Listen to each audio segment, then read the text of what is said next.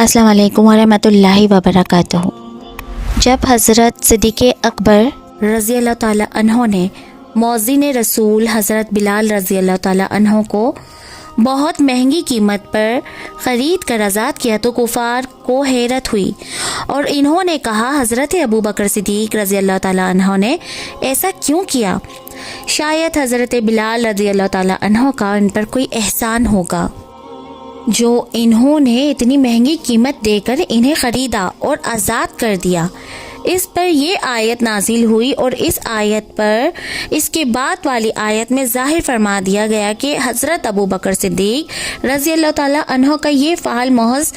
صرف اللہ پاک کی رضا کے لیے ہے، کسی کے احسان کا بدلہ نہیں، اور نہ ان پر حضرت بلال رضی اللہ تعالیٰ عنہ وغیرہ کا کوئی احسان ہے۔ اے عاشقان صحابہ و اہل بیت، یہ یاد رہے کہ حضرت ابو بکر صدیق رضی اللہ تعالیٰ عنہ نے حضرت بلال رضی اللہ تعالیٰ عنہ کے علاوہ بھی بہت سے لوگوں کو ان کے اسلام کی وجہ سے خرید کر آزاد کیا، جیسے حضرت عامر بن فہریہ، حضرت امیس اور حضرت زہرہ رضی اللہ تعالیٰ عنہ۔ اور آپ رضی اللہ تعالیٰ عنہ کے اسلام کی دعوت عام کرنے کی برکت سے 5 وہ صحابہ کرام مشرف بے اسلام ہوئے جن کا شمار عشرہ مبشرہ میں ہوتا ہے۔ عشرہ مبشرہ وہ 10 صحابہ کرام ہیں جن کو ان کی زندگی میں ہی اللہ پاک کے آخری نبی صلی اللہ علیہ وآلہ وسلم نے جنت کی خوشخبری عطا فرما دی تھی۔ حضرت مفتی احمد یار خان رحمۃ اللہ علیہ فرماتے ہیں کہ حضرت بلال رضی اللہ تعالیٰ عنہ کی خریداری پر حضور صلی اللہ علیہ وآلہ وسلم نے صدیق اکبر رضی اللہ تعالیٰ عنہ کے لیے فرمایا تھا، اے ابو بکر، بلال کی خریداری میں ہم کو بھی اپنے ساتھ ملا لو، آدھی قیمت ہم سے لے لو، ہم تم دونوں ان کے خریدار۔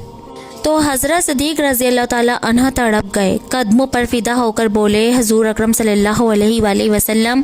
میں بھی آپ کا غلام، بلال بھی آپ کے غلام۔ حضور، میں نے انہیں آپ صلی اللہ علیہ وآلہ وسلم کے لیے خریدا ہے، میں نے انہیں آزاد کر دیا۔ حضرت بلال رضی اللہ تعالیٰ عنہ نے جب چہرہ مصطفیٰ دیکھا تو چہرہ پاک دیکھتے ہی غش کھا کر بے ہوش ہو گئے۔ حضور صلی اللہ علیہ وآلہ وسلم نے اپنی چادر سے ان کے چہرے کا گرد و غبار صاف کیا اور فرمایا، اے بلال، تجھے اللہ کی راہ میں بڑی اذیتیں پہنچی۔ مزید فرماتے ہیں کہ اے صدیق، تم پر لاکھوں سلام کہ تم نے سب مسلمانوں کے آقا حضرت بلال کو آزاد کیا، تم نے ہمارے آقا حضرت بلال کو آزاد کیا۔